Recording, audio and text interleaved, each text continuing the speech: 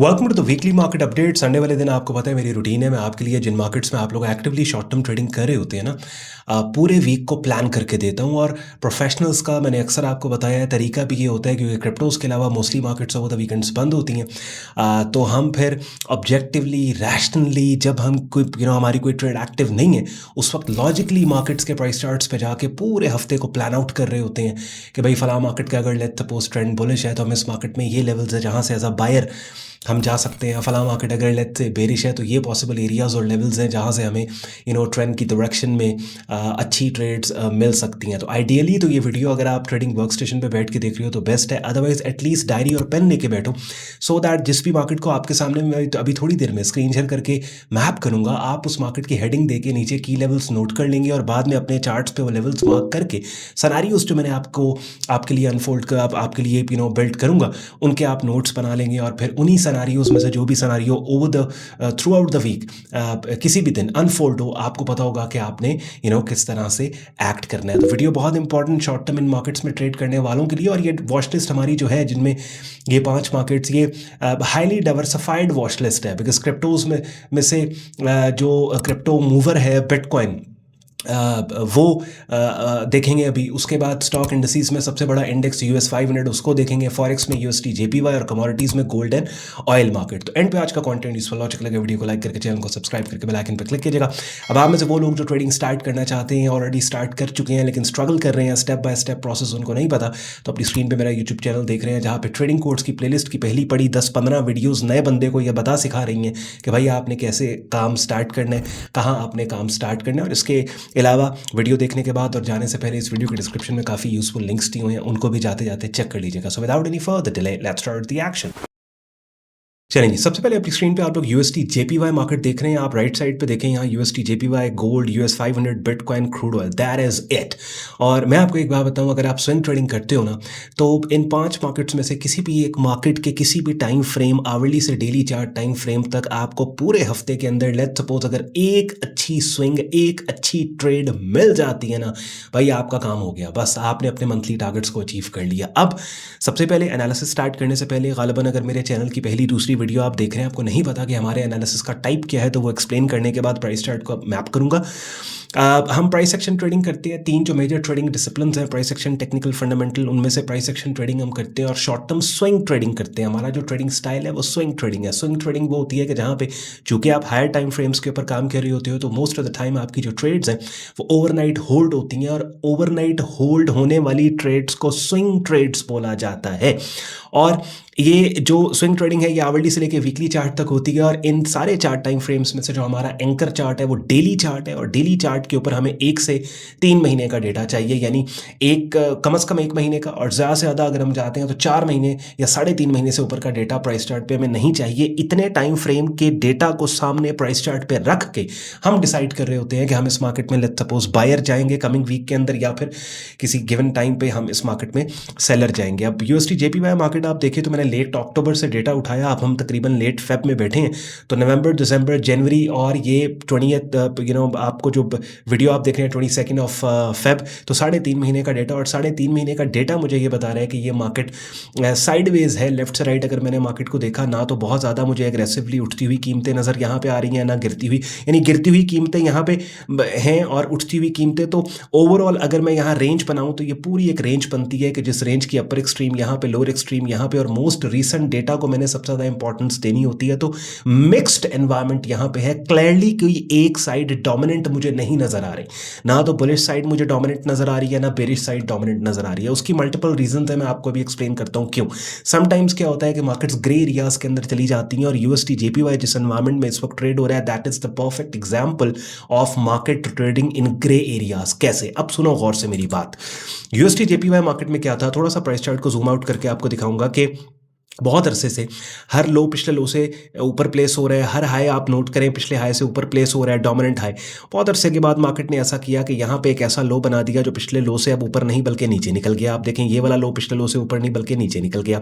और फिर इस लो को प्लेस करने के बाद क्या हुआ कि मार्केट ने यहाँ पे एक ऐसा हाई भी बना दिया जो पिछले हाई से डोमिनेंटली नीचे निकल गया। समझ रहे हैं? तो यहाँ पे एक्सपेक्ट किया जा रहा था कि स्ट्रक्चर चेंज होगा, लेकिन ये जो बुलिश ट्रेंड का खात्मा, बुलिश ट्रेंड के खत्म होने का क्लू मिला इस लो के प्लेस होने के बाद, जो बहुत अरसे के बाद पिछले लो से नीचे निकला, और नए बेरिश ट्रेंड के आने का क्लू मिला, वो क्लू महज अभी तक क्लू ही है, बिकॉज वी वर एक्सपेक्टिंग कि मार्केट इस रेड लाइन को डाउन साइड पे ब्रेक करके इस लो को भी इनवैलिडेट करेगी, इस लो को भी कंप्रोमाइज करेगी, और ये वो पॉइंट होगा कि जहां पे ऑफिशियली बेरिश ट्रेंड कंफर्म हो जाएगा। लेकिन ऐसे नहीं हुआ।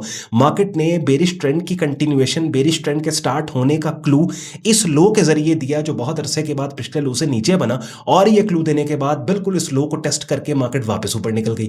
बात समझ रहे हैं? तो कहने का मकसद ये है कि अब बुलिश ट्रेंड को खतरे में डालने के बाद फिर मार्केट वापस बुलिश साइड के ऊपर मूव कर गई, और बेरिश स्ट्रक्चर ऑलरेडी मार्केट ने बना रखा है। तो इसको बोलते हैं कि जब मार्केट ग्रे एरियाज के अंदर हो, किसी एक साइड को कंफर्म नहीं कर रही। अब मार्केट की अपडेट तो आपको मिल रही है, लेकिन इस अपडेट के अंदर एक बड़ा जबरदस्त कॉन्सेप्ट भी आपने सीख समझ लिया। अब क्या है कि व्हाट्स नेक्स्ट के ऊपर बात करते हैं। Ideally we would want to sell into this market. कब तक हम सेल करना चाहते हैं? जब तक मार्केट ये वाला जो हाई प्लेस हुआ है, जो पिछले हाई से बहुत अरसे के बाद नीचे निकला, जब तक मार्केट इस एरिया से ऊपर नहीं निकलती, we are sellers in this market. और इस एरिया के नीचे कोई कैंडल की शक्ल जो कीमतों के गिरने का क्लू दे, उस शक्ल के ऊपर सेल साइड के ऊपर हमें काम करने। और ये एक देखें बेरिश पेन बार सिग्नल ऑलरेडी आया हुआ है, इसके ऊपर एक छोटा सा चांस मंडे ओपन पे लिया जा सकता है कि इस कैंडल की रिट्रेसमेंट रेंज में सेल लिमिट, इसके हाई के ऊपर स्टॉप लॉस, और डाउन साइड के ऊपर 1:2-3 की एंट्री ली जा सकती है। अगर ये कैंडल की शक्ल इनवैलिडेट करके मार्केट ऊपर निकल जाती है, तो फिर नेक्स्ट जो सेलिंग एरिया होगा वो हमारा ये वाला हो गया। बहुत लंबी बात हो गई सिर्फ एक यूएसडी जेपीवाई मार्केट के ऊपर। I have to move on to the next markets. अच्छा, अब गोल्ड मार्केट के ऊपर आते हैं। गोल्ड मार्केट में बुलिश मार्केट है ये, और क्योंकि डेली चार्ट टाइम फ्रेम हमारा एंकर चार्ट है यूएसडी जेपीवाई मार्केट में, और यहाँ पे ग्रे एरियाज में मार्केट क्लैरिटी नहीं है, तो इसलिए मैं दूसरे टाइम फ्रेम्स के ऊपर इस मार्केट के गया ही नहीं हूँ। गोल्ड के जो मार्केट हम डिस्कस करेंगे ना, उसमें मैं 4 आवरली और आवरली के ऊपर भी जाऊँगा। गोल्ड मार्केट के अंदर टोटल हमारे पास 2 ऑप्शन है, टोटल 2 लाइनें मैंने लगानी है। और फिर आपको पता है ट्यूसडे वाले दिन गोल्ड की डेडिकेटेड एनालिसिस की वीडियो की बारी होती है, उसमें गोल्ड का मिड वीक एनालिसिस हम प्राइस एक्शन डेवलपमेंट अब डिस्कस करते हैं। ये 2 लेवल्स मैंने लगाए हैं, इन 2 लेवल्स को आप नोट कर लो, या अपने प्राइस इसका स्क्रीनशॉट प्राइस चार्ट का लेकर रख लो। Total 2 option. एक पहली बात तो ये, we are buyer in this market. जैसे यूएसडी जेपीवाई मार्केट में हमने नोट किया कि कमिंग वीक में we are seller in this market as long as market इस रेड लाइन से नीचे है, इस लेवल से मार्केट नीचे है। ये लेवल मैं हाईलाइट कर रहा हूं, ये वाला लेवल, ठीक है।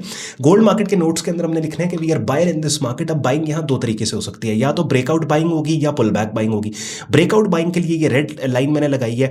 इस रेड लाइन पे अगर लेट्स सपोज हमें 4 आवरली चार्ट टाइम फ्रेम के ऊपर कोई इनसाइड मल्टीपल इनसाइड बार पैटर्न मिलता है, ऐसे कैंडलस्टिक पैटर्न सेटअप्स के जिनके हाई का ब्रेकआउट इस रेजिस्टेंस को भी अपसाइड के ऊपर तोड़ देंगे, ब्रेक कर देंगे, बाय स्टॉप के साथ वहां पे ट्रेड की जा सकती है। आवरली चार्ट टाइम फ्रेम पे भी इसी पर्टिकुलर लेवल को जूम आउट करके मैं आपको दिखाऊं तो बहुत इंपॉर्टेंट लेवल है। यहां भी वो कैंडल्स की शक्लें, अब परेशान नहीं होना कि ऑन भाई किस कैंडल्स की शक्लों की आप बात कर रहे हैं, मल्टीपल इनसाइड बार पैटर्न, वो सारी चीजें जो वीडियो के स्टार्ट में आपने ट्रेडिंग कोर्स की प्लेलिस्ट देखी, जो आप अपनी स्क्रीन पे आप लोग देख रहे हैं, इसके अंदर मैं जिन कैंडलस्टिक पैटर्न सेटअप्स को हम as price action setup signal consider करते हैं, वो सारे यहां अपने टेक्निकल नामों के टाइटल्स के साथ वीडियोस यहां पड़ी हैं, आप देख लें। डेली की एक वीडियो करेंगे, काफी हद तक ना सिर्फ आपको ये पता लगेगा कि ट्रेडिंग नए बंदे ने स्टार्ट कैसे करनी है, मगर अगर ऑलरेडी स्टार्ट कर चुके हैं तो ट्रेडिंग बिगिनर लेवल पे प्राइस एक्शन ट्रेडिंग इस प्लेलिस्ट के जरिए मैंने आपको सिखा समझा दी है। अब ये ठीक है। दूसरा फिर हमारे पास ऑप्शन गोल्ड मार्केट में pull back entry. Pull back entry के लिए जो मोस्ट रेलेवेंट एरिया हमारे पास है वो डीपर पुल बैक के ऊपर ये वाला पड़ता है 4843, जहां से